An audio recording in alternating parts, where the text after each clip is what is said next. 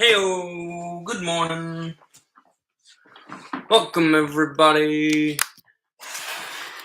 to the third weekly Nicholas Barnett show extravaganza or whatever. Hello, welcome. I'm glad you're here. We have a handful of things to do, but first, this is the board that tells me what I'm supposed to do. So I've got all this stuff to say at the beginning, the thing to do in the middle, and the thing to do at the end. Anyway, so uh, first things first, let's talk about quality of these. They may seem like lower quality than what you're used to on my channel in terms of both the image and audio and just everything. So, but in terms of quality, oh, we have two of you. Welcome, welcome. I'm so glad you're here. I don't see who you are, but I'm glad you're here. Say something in the chat if I know you, and I would like to know who you are. But anyway, so in terms of quality, the reason why the quality is the way it is because I have to use my laptop camera, the thing, like a zoom. And the reason is pretty simple, which is that YouTube's gotten more strict over time on live streams, and doing a live stream with more technical equipment like a camera and stuff, or oh, Rostin and Corinne, welcome. I'm glad you're here.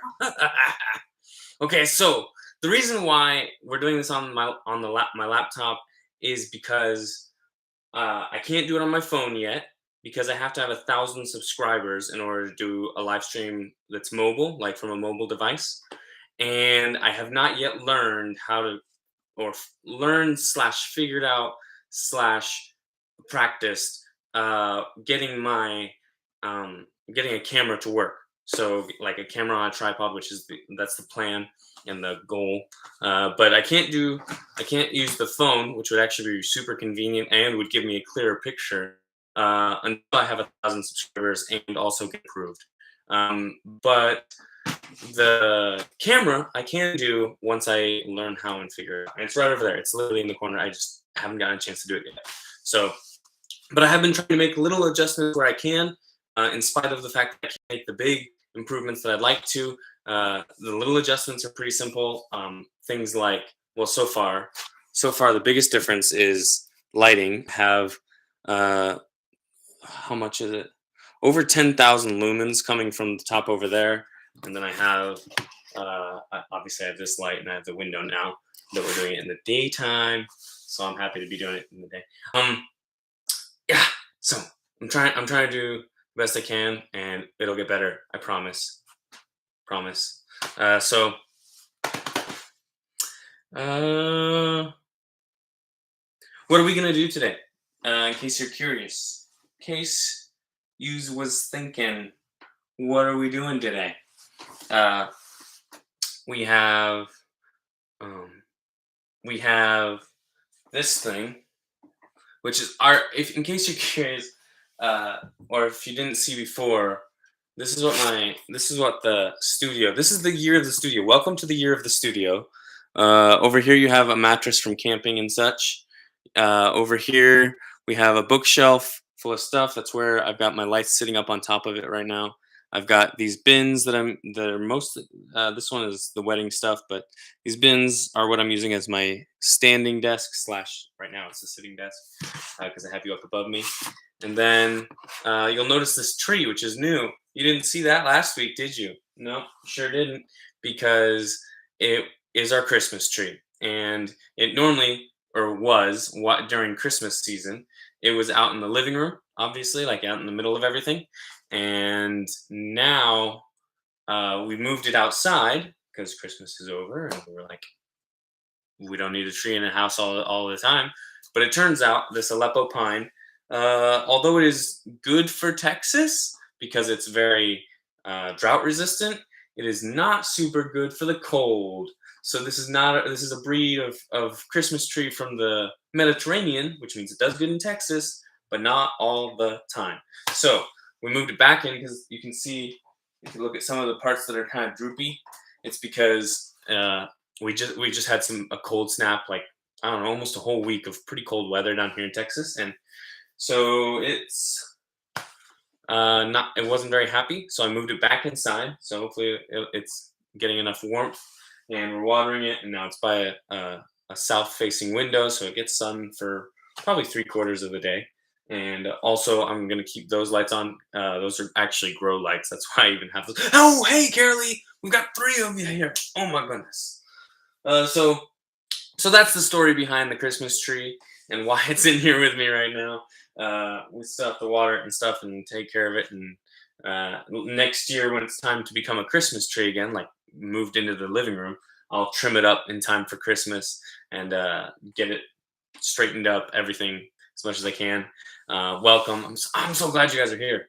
And then yeah, that's the plan. So every year it'll get a little bit taller until eventually it won't fit in the house. And when it doesn't fit in the house anymore, then we'll plant it. And in theory, this kind of tree should hopefully do all right here in Texas. So especially once it's well established, because there's a pretty big difference between what a tree can handle while it's in a pot and what a tree can handle once its roots are well established. So that's the story behind the tree that's going to be in the background now. But we have a bush to talk about. That's right. This did not come from a tree. It came from a bush. But what we're going to make it into is hopefully more useful to us than most bushes. We are going to make it into a mallet. That's the plan anyway.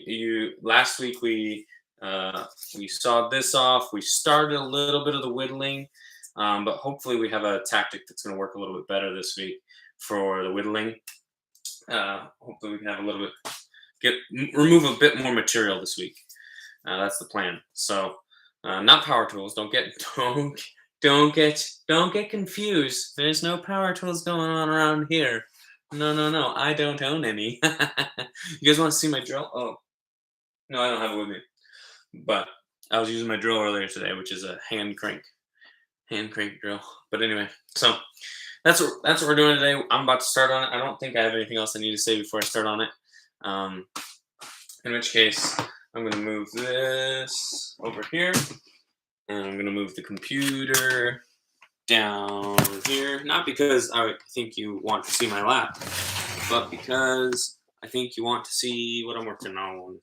So I'll show you first what we were doing last week, and then I'll show you how I hope to speed things up a bit this week. Oh man, I'm just happy to see you guys here. It lights me up. It gives me a real tickle. All right, here we go. So this is what I was doing last week. You probably remember this. It works like whittling usually does. Very small chunks. All of this jazz. Fun stuff. Lovely fun stuff. Nothing wrong with that. We'll still do plenty of that. But I kind of want to remove some more of the meat a little faster today. Happy to see you too. Good. Yeah, and so we're going to break out a bigger tool. Now, do you guys know what a draw knife is? Anybody? So a draw knife, I'll explain it, whether you know or not. And maybe my explanation will make no sense at all. Who knows? But a draw knife has a blade like this, and it has a handle like this, except that it also has a handle on the other side. And so you pull towards yourself, and because you have a handle on either side, there's no pokey part to catch on you or to hurt you, but you pull towards yourself, right? And you are able to have a bit more control as you do it, right? And that's the nice thing about it. You can pull off larger chunks and while remaining in control. So hello, you and I, we are not going to use a draw knife. Gotcha. Because I don't have one, but I do have a knife that is particularly good at being drawn like a draw knife. So we're gonna use a different knife from my backpack.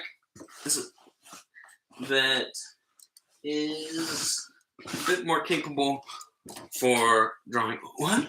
I was hoping to be with your mom tonight so we could watch together, but it didn't work out. Oh no. I'm so sorry. Well, hopefully. Wait, what? Is my mom where you are? Did you go to my mom's house or did my mom go to your house? I didn't know anyone was on the. I didn't know. I didn't. I don't know. I don't know.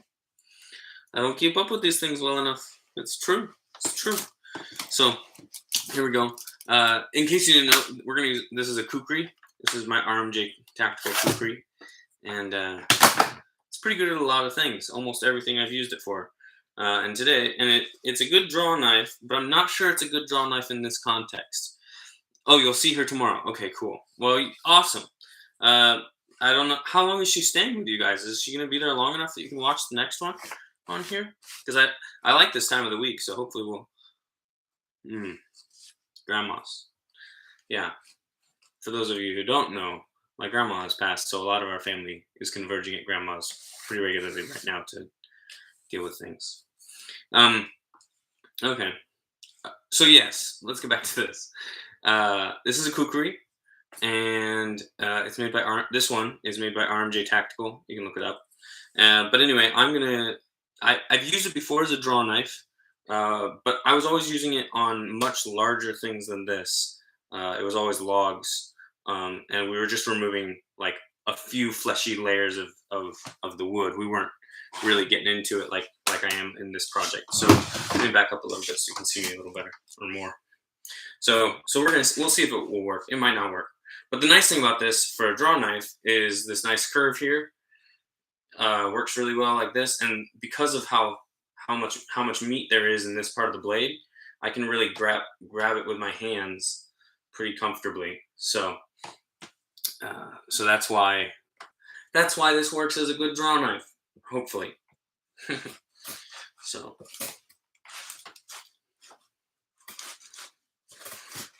yeah, yeah, yeah.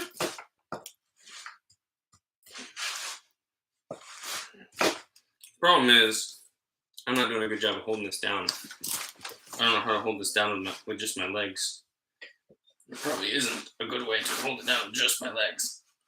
Especially because my legs are tired from working a little bit today. Not much. It wasn't hard work. But just enough to keep me sore. Okay. That's something. Let's turn it this way and see if I can do better this way.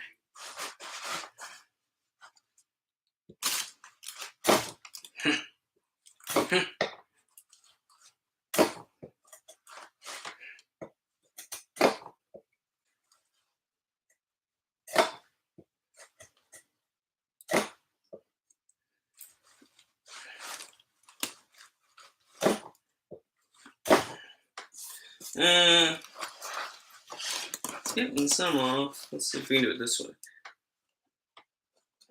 There we go. That's a fairly nice chunk.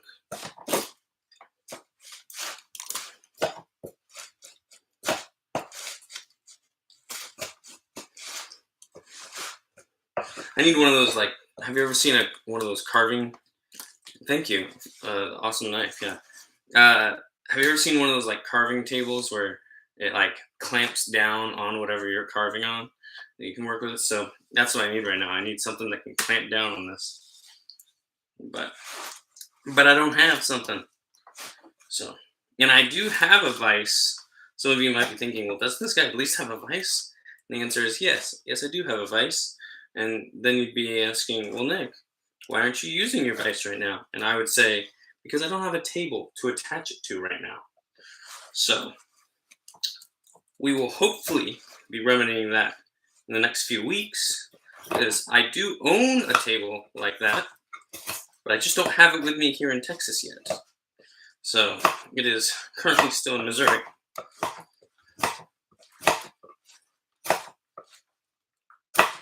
So my mom's supposed to be bringing it down though in a couple weeks or something like that. Ooh, ooh, that's satisfying. A nice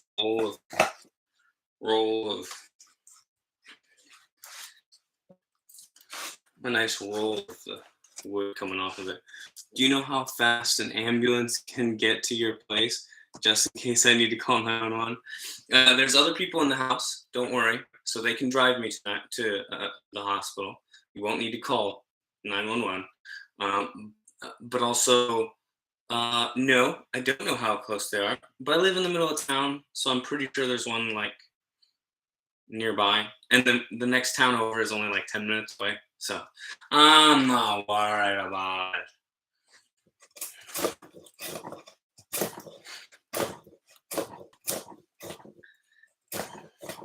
But also, I've used this knife for hundreds and hundreds of things and done hundreds and hundreds of things with it. I don't think today is going to be the random day when something goes terribly different. Or Erica has not owned out. So she just, yeah, Erica probably has 911 on speed dial just because of who her fiance is. So if she's, I shouldn't say if she's smart, because even if she didn't do that, I would still think she was smart because she is smart. But especially once we start having kids, or if like if God willing we start having kids, yeah, I suspect with a little bit of her accent proneliness and my unashamed courageness, I suspect our children will be well acquainted with emergency rooms. So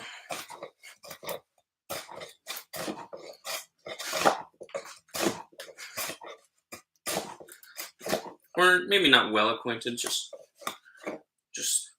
enough acquainted, the right balance of acquainted. Because I don't think Erica's been to the emergency room all that often. Only a couple times, I think. She's like broken a leg and sprained an ankle, that type of stuff. But I've never done anything like that. Never really had a super serious injury of any kind. This is working so much better than the knife we were using last week. Don't get me wrong, that little Mora knife is awesome, and I'd love to have a Mora draw knife, because honestly, a Mora draw knife would probably work better than this. But this technique is just far superior. Far superior. Especially in terms of how much I can remove at a time. Because, I mean, there was nothing wrong with that. Like, what was happening was just fine. But it's all good. So,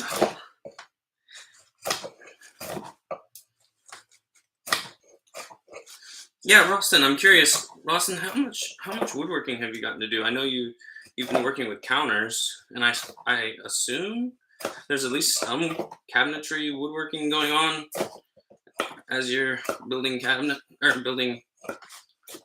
installing whatever it's called, the actual like granite. But have you gotten to play around with doing some woodworking? Last time we had somebody on here who was he's very well acquainted with woodworking. I don't know if he's at a level that he would consider himself skilled, but compared to me, I would consider him skilled. So it was cool to see him. Most of what he likes to do is with a lathe. He does a lot of lathe work, a lot of turning, and makes some cool bowls and different types of stuff. So, and that was Elliot. He's a real cool guy. Good guy too, for the most part. Hopefully, it's really the most you can say about most of us is good for the most part. So.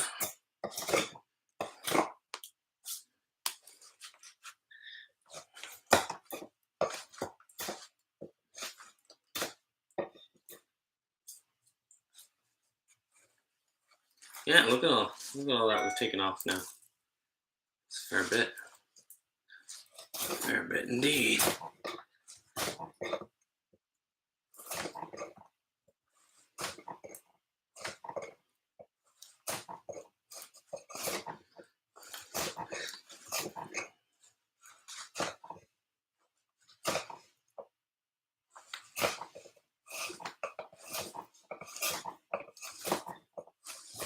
I haven't really made all that much of the wood other than like some fairly primitive camping type stuff. Very little woodworking in my current job. We make little adjustments to cabinets here and there to cabinets, but it's not often. Yeah, that's kind of what I was picturing. Is like you probably had like a small amount of exposure, but not much actual like doing stuff with it.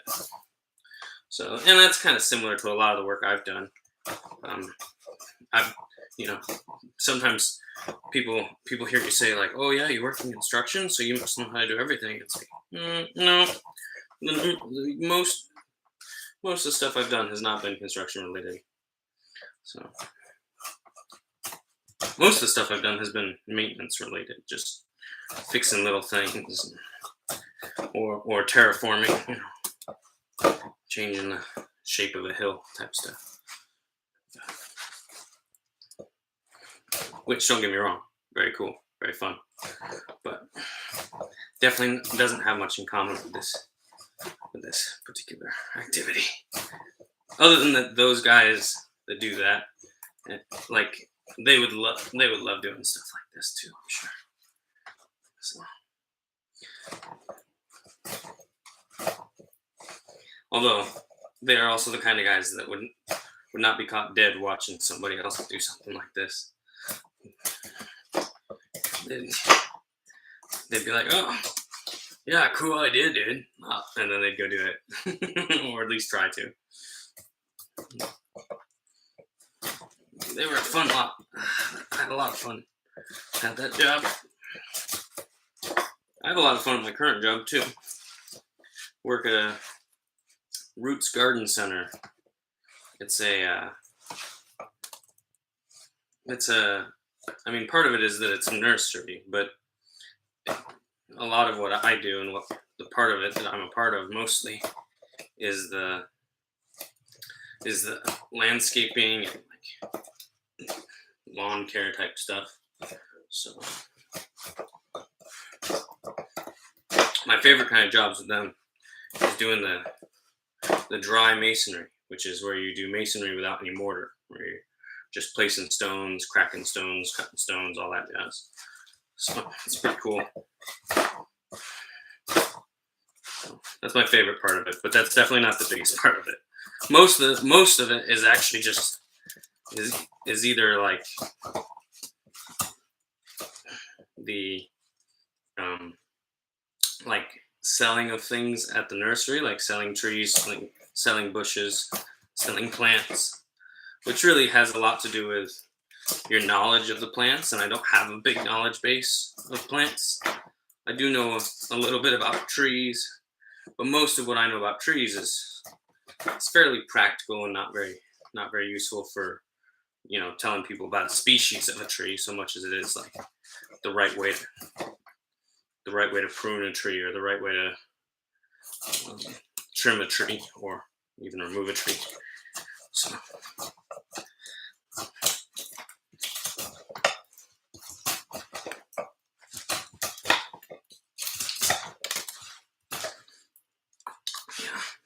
but I love a lot of what I do is planting trees, and I do love planting trees.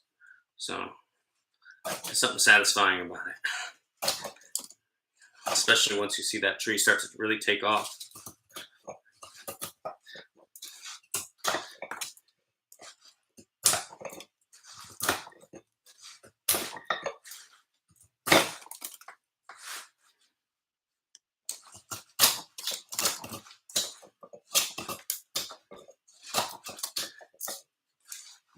We're not like planting forests or anything like super substantial. It's mostly like people's yards, a business here and there, but mostly residential type stuff.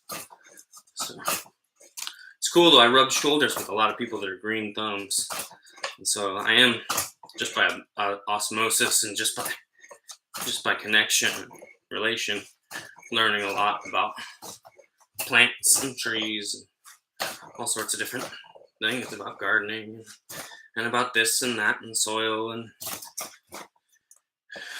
I'm listening. I like it. I like it a lot. So stuff.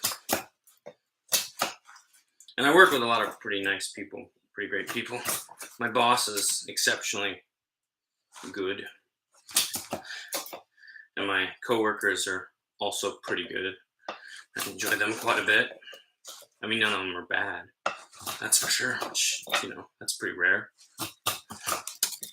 And a whole group of people working together. Usually, you've got a few of them that are pretty obnoxious or terrible or what have you. And there's none of those floating around. Not everybody's easy to work with, but I don't expect everybody to be easy to work with either. I'm not easy to work with. Who am I kidding? I'm one of those kind of employees that is real good in a lot of ways, but I have a few things that are pretty obnoxious about me. There we go. It's looking like a whole different thing.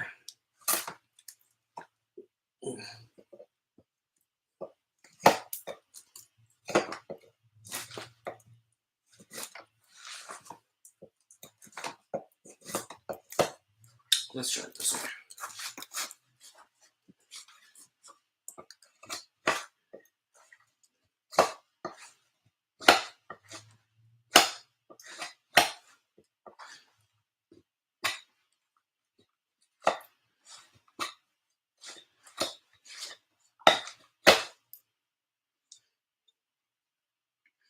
I've had this knife for a long time, and I've used it for a lot of different things. If you're willing to volunteer this information, what city in Texas are you in? Well, first of all, I am willing to divulge my general location. Yeah, we've moved to Keene, Texas, just south of Fort Worth. We actually live in Cleburne. We don't live together. Erica lives in town, and I live in the country. But once we get married, we will both be living here in Cleburne, Texas. So yeah, it's like northeast Texas. I'd say, near the Brazos or Brazos or Brazos or Brazos. Or, I don't know how they say this local river is nearby.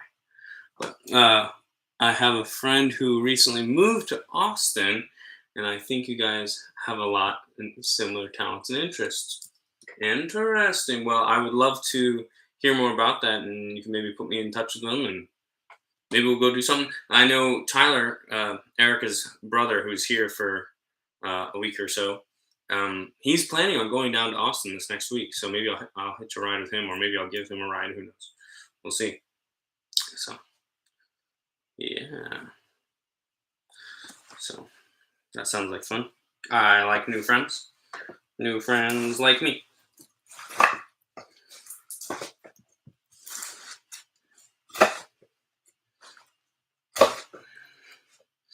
Yeah, moving down here was kind of funny because the only person I really knew around here was a little kid I knew from Idaho.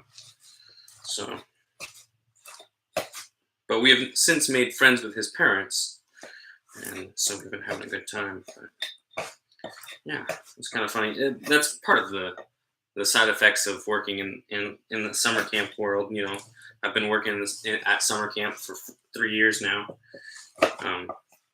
And I worked there for 3 years before that a while ago. But yeah, it's like a lot of the number of people that are younger than me that I know is probably disproportionate compared to the number of people that are older than me that I know. But so I need to get some more old blood in my friendship category, or my whatever you want to call it. I need more old friends in my life. I think everybody needs more old friends in their life. Old folks are awesome. I was working with some old folks today. It was great. We were hauling some wood.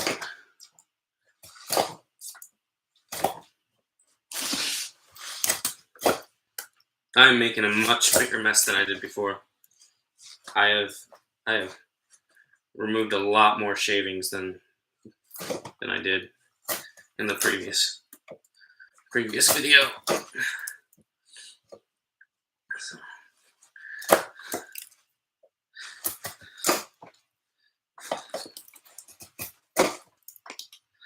some of these are pretty chunky.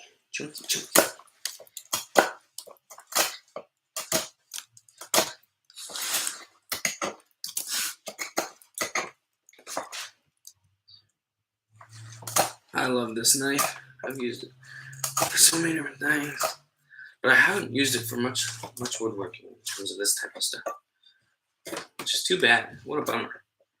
This is doing wonders.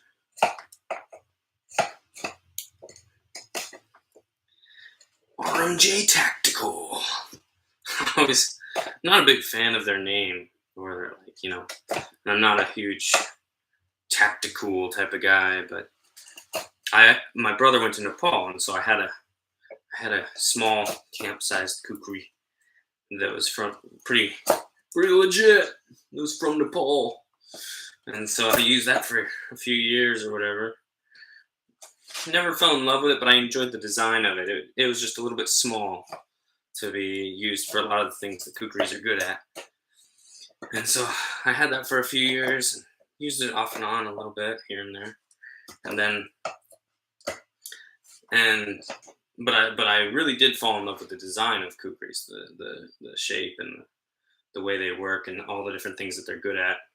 Because there's a lot of things that they're better than any other knife at, and that's kind of what you're looking for in a knife, especially an all-purpose knife, which is kind of what the whole point of a kukri is, to really be your go-to knife to do anything type of situation. So I like that about them. I liked what my little knife could do, but it was obvious that design was more suited for a larger knife. And then and I knew of RMJ Tactical. I had seen some of their tomahawks. I have some tomahawks, not RMJ tomahawks, but I have some tomahawks, and I'm always watching what people are saying on YouTube about different axes and stuff. And so I've seen the video of 2 RMJ Tactical tomahawks cutting off the back of a helicopter and stuff, and I've heard a lot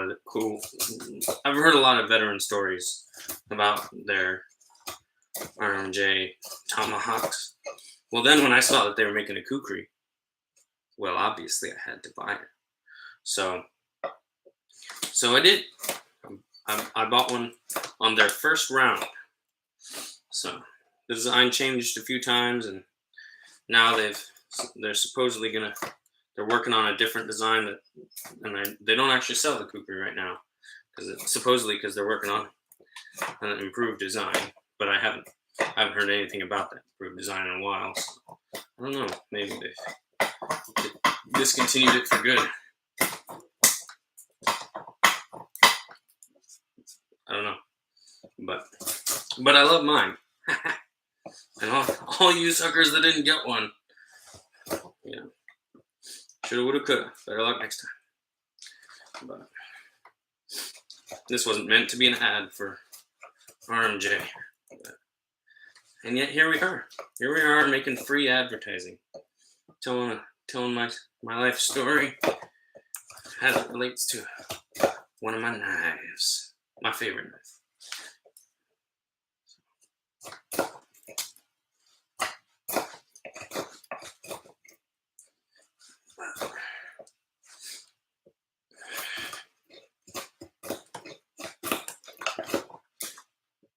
There's been plenty of times where at work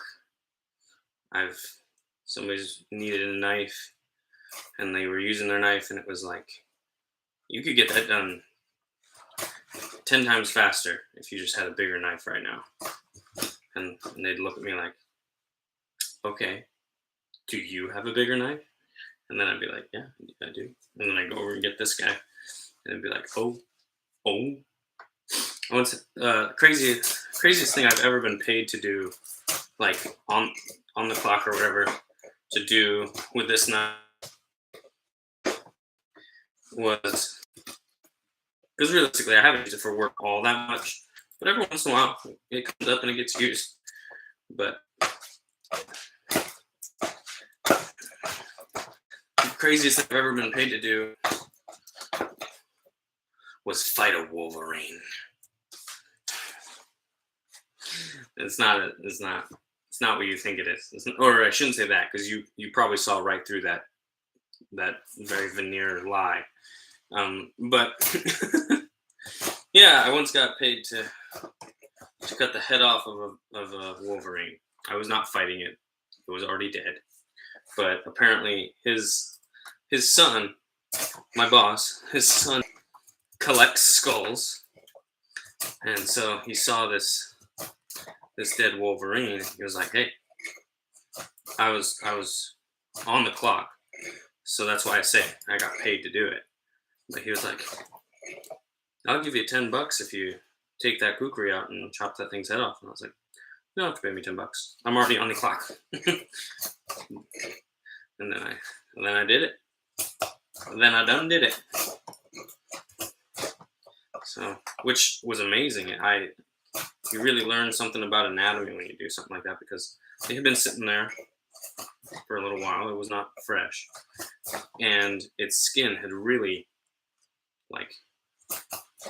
leathered up and become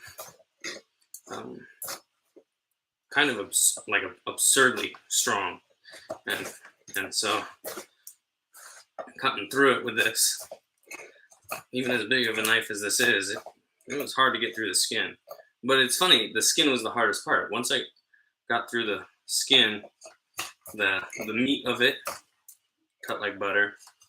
In fact, even the bone of it cut like butter. This thing went straight through it without a single, only one swap. The only thing was the skin. That skin was just so tough. Apparently the Wolverine skin, toughest skin on earth. Wolverine skin, toughest skin on earth. It's probably not true. I'm sure there's some tougher skin, but I was very impressed. I was very surprised by how hard that was to do.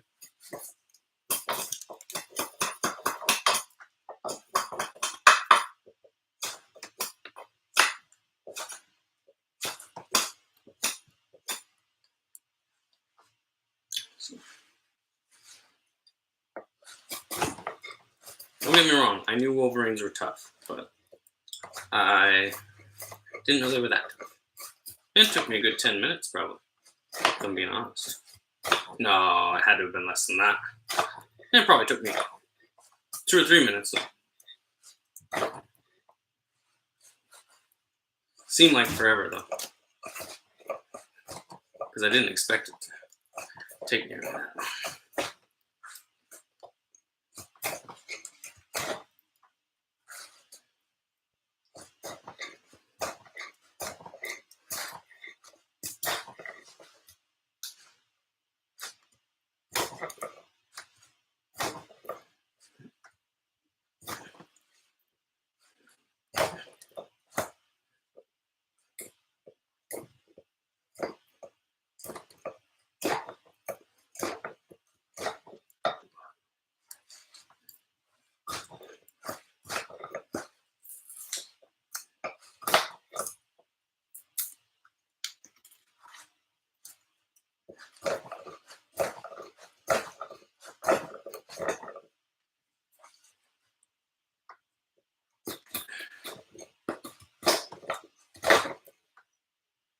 You hear that?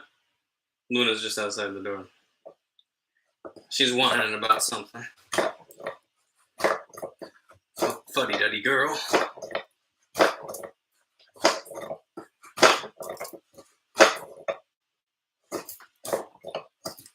Fuddy-duddy dog.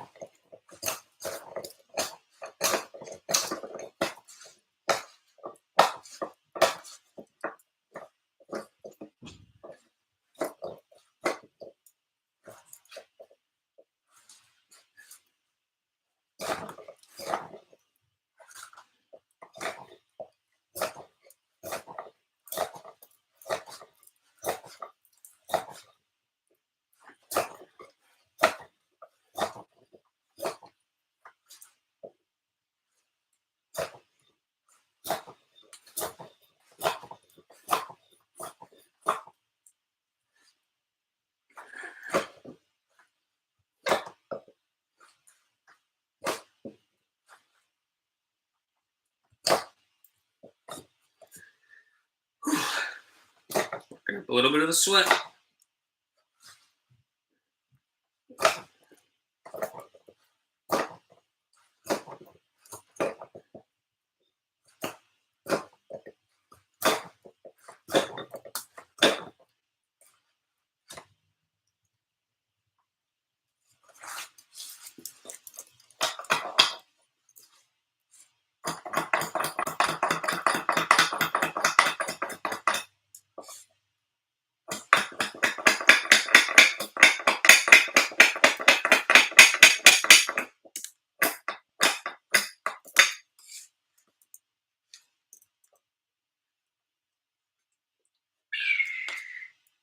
Got a lot done. Yeah, look at this thing.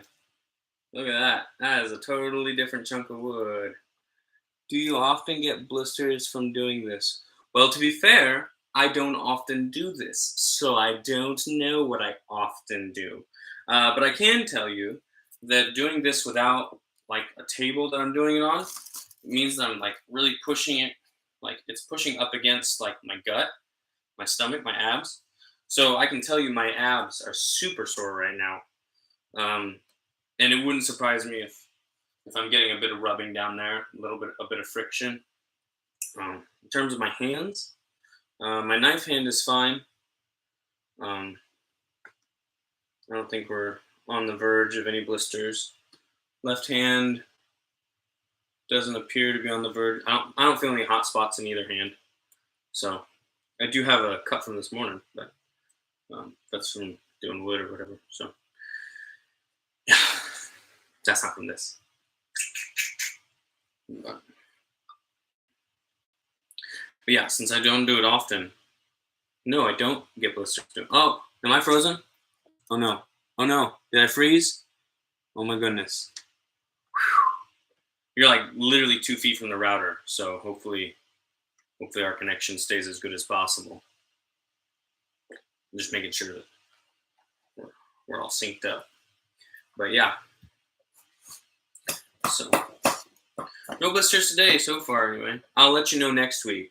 Update next week if I have a blister from this. I didn't get one last week, but I feel like I also didn't work as hard last week.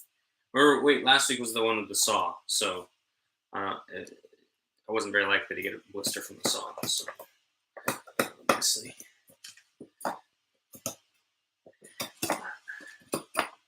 but also, I mean, blisters aren't nearly as bad as people chalk them up to be. It's not a big deal to get a blister. You just heal. That's how the body works. You just give the body some time and some beans. Unfrozen now. Oh, good. Yeah, good. How long? I wonder how long I was frozen. I couldn't tell, obviously. But hopefully it wasn't long. I guess I'll see it when I rewatch it. So.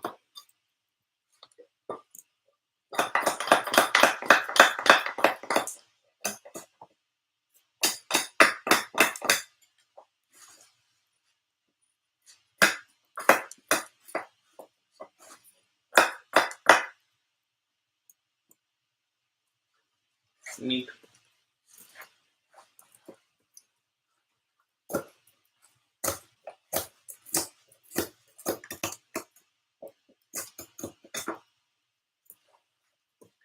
That last week was intense. That saw, yeah.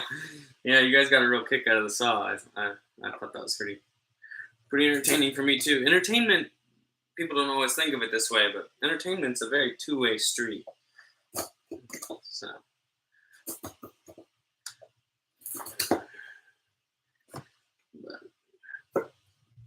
Or at least it should be. It should be.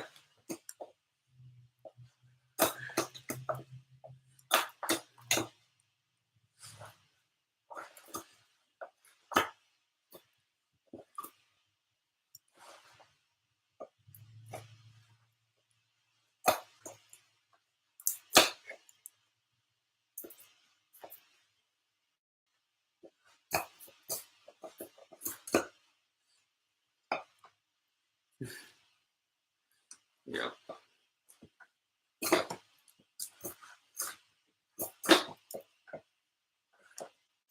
I think that little knife, the little Mora, This is actually a much higher risk in terms of safety than the saw was. But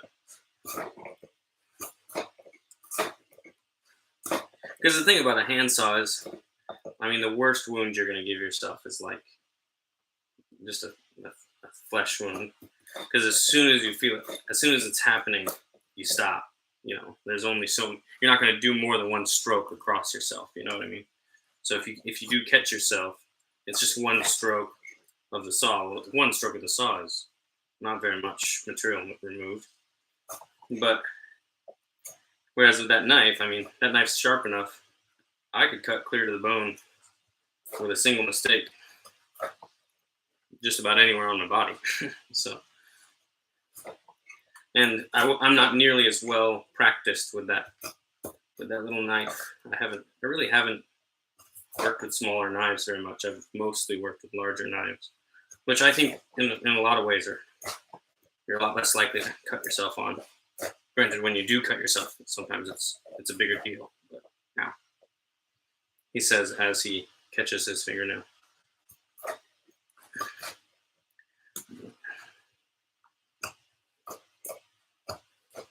But that is both the safety and danger of a well-maintained knife, is that it's very sharp. And a sharp knife is safer than a dull knife because it's more predictable than a dull knife, and you have more control over it. And the wound is a cleaner cut. But the sharper it is, the deeper it can cut faster. You know, so it's a trade-off, you know. And that's why people shouldn't use safety as a measurement for how to take care of their tools. Because if you did that, there'd be a lot of people that were scared of sharp knives and ended up hurting themselves even worse because they were worried that a sharp knife was a dangerous knife. When in reality, a sharp knife just requires more skill. A sharp knife is just a more capable knife. And a more capable knife is not the same as a more dangerous knife. The most dangerous knife is the knife you are not skilled with. The knife you have not practiced with, not used. It's kind of like anything that way. The most dangerous gun is the gun you haven't trained with yet.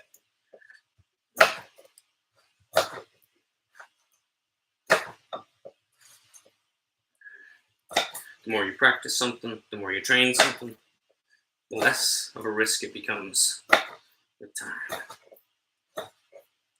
Which is why I actually feel much more comfortable with this knife than I do that knife, because I've used this knife for countless things. Although, like I've said, never for anything like this.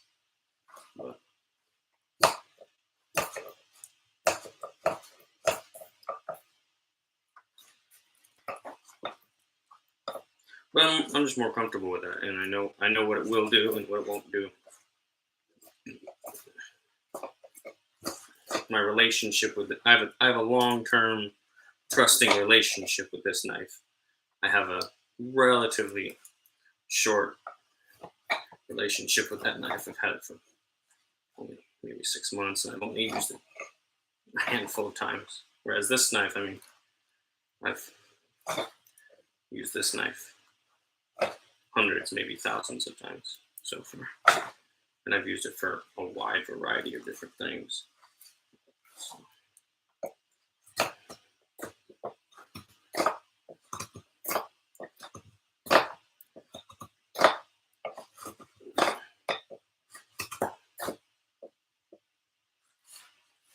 Nope.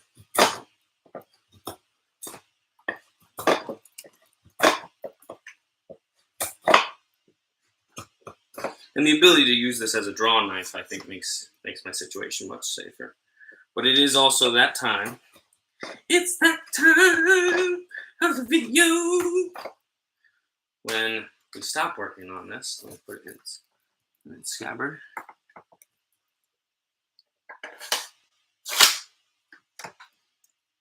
set that out of the way. I'll show you the product. Oh man, we got a bunch of stuff all over the RMJ. Here we go. That's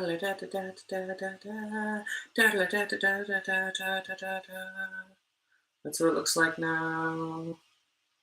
Getting a lot closer. I found it humorous when I caught myself looking up safety tips with an axe after I had already buried one in my leg. Yeah, Rostin, so Rostin has a very unique story about axes. I love axes. Anyone that's gone camping with me knows how much I love axes. I could talk about it the entire camping trip. And I once gave Rostin an axe, and he went out and used it immediately. Or I don't know how immediate it was, but soon after owning it, and Rostin has not made good progress today. Yeah, definitely made good progress. Looks very good. But yeah, and then Rostin, and I don't know if he wants me to tell you this because it might be embarrassing, but he did in fact put that axe through his leg. Luckily, his dad is a doctor or maybe a surgeon. I don't remember, or a dentist. I don't remember. But his dad sutured him up and kept him alive and hospital and stuff. But yeah, Rostin, if he ever comes on the show, we'll have to show you that scar and let him tell you the full story because I obviously only know a little bit of it. But yep, there it is. That's what we've done today. We are a bit closer to my magic mallet. So yeah, let me look at what else we need to talk about. Oh, let's talk about Patreon. Do you guys know what Patreon is? So Patreon is how I'm able to afford doing this, hopefully, or at least that's my plan for now. And not just this. We have a lot of things going on, a lot of projects going on. In case you weren't here for the first episode, we did not work on the mallet. We made this tree, and it is a tree of all the different projects I currently have going on in my life. There's a bunch of them going on. There's, the biggest, most important ones, which is writing books and stories for those books, and including the book that's coming out this year. So, yeah, there's that, which is huge.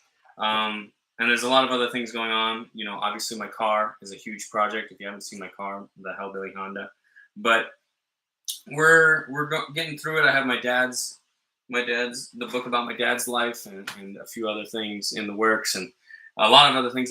But in order to make these happen, the current funding for this is Patreon. And we've just started it, but we already have 3 of you. We already have 3 patrons on there. $15 a month. So yeah, I'm super thankful for that. I'm going to be having live streams on the Patreon exclusive live streams once I get the camera system set up and once we get to where we're doing some higher quality videos. And that's the plan for that. Next week, did this time work all right for everybody? I think, let me check my calendar. I made a calendar. In case you haven't noticed, I like making things. It's that stage of life, really. It's the stage of life for making things for me. So that's what I'm doing. I'm making things. But I think Thursday next week, yeah, I'll be available. Same time, same place. 5 o'clock next week on Thursday. I look forward to seeing you guys again. That sounds like, unless somebody else. Oh, but also, I have a podcast. Did you guys know that I have a podcast? It's on Red Circle. It's called That's Enough Brothers. It's a podcast with one of my brothers. And the joke is that we only have 2 out of the 4 of us. So I guess it's going to have to be enough. That's going to have to be enough. Enough of us. So you're welcome to go check that out. We're just ridiculous. But the week after might need to change. All right.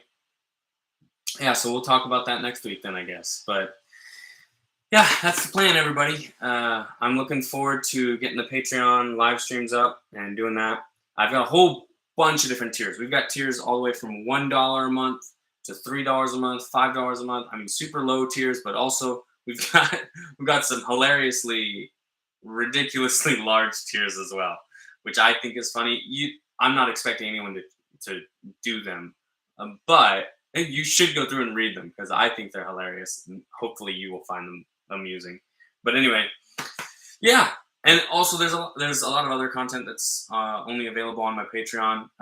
Whenever I'm doing planning and I'm deciding which projects to work on where, and I'm working on different stories and I'm troubleshooting different stories, my Patreon, those are the people I go to hear their opinions about the works I'm already working on. So when it comes to the things I've written, the stories I've written, and the stories I'm writing, I am trying to do it more, and I will do it more for the next book. But uh, I post to Patreon to get people's opinions and things on there. So kind of help me find a direction that is both interesting and beneficial to my audience. So that's where that kind of core type stuff happens.